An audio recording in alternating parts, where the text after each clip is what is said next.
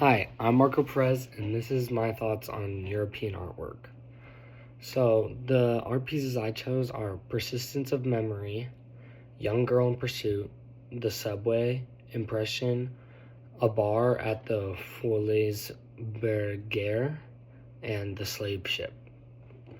So, on The Persistence of Memory, I found it very strange. It, bends reality with, melted clocks and, almost like a dream type landscape that challenges our brains comprehension of reality almost, because I couldn't tell exactly what it was at first. And there's so much depth to it. There's straight lines, there's bends, there's the way light hits different objects. It's a very interesting art piece, and all the different colors like blue, reds, oranges. It was a very strange art piece to me. Chagall's Young Girl in Pursuit reminds me of a dream almost. It's blurry, but it's put together enough where you can tell exactly what it is. And I thought that her hair with the blues and the reds and the yellows gave a bit of depth to her hair, made it feel more full, more vibrant, and not only blending it together, but also the making the hair look full and natural. And though it's not the type of art that I like, it's nonetheless a great painting.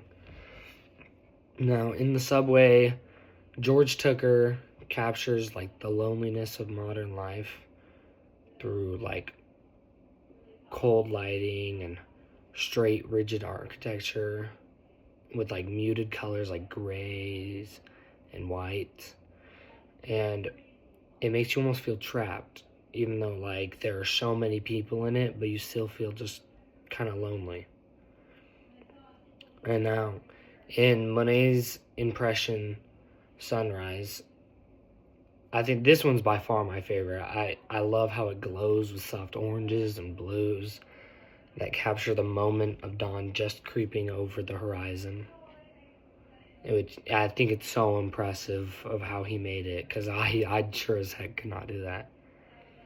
Instead of sharp rigid lines, he uses loose brush strokes to let the colors shape the scene. It's very nice.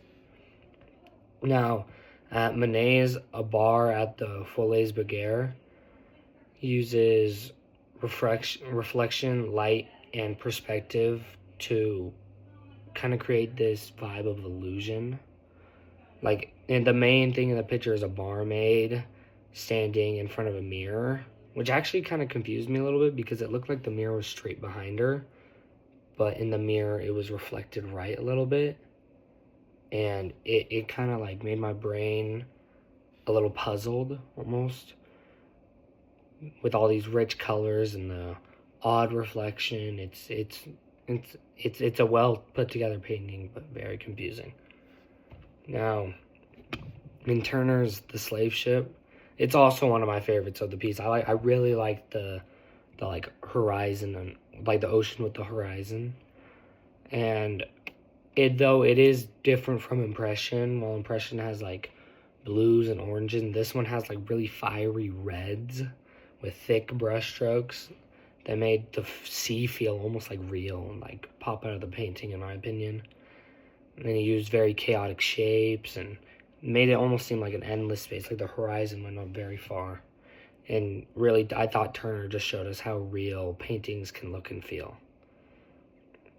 And what I've realized from studying the Asian artworks and the European artworks is all the Asian ones we studied, I'm not saying I know every Asian art piece, but they seemed very physical, things that you could pick up, hold, stuff like that. While the European artworks were all paintings, at least from what we've studied here in class. And even though that, they both still reflect power and greed. Just like in The Slave Ship, it shows a dusk, almost fiery aura, and just like the like the tombs and the warriors. They showed like greed and power that these holders once had. And in conclusion, I think art can be very similar, but it also shows independence in different cultures, groups, and even in individuals themselves. Thank you.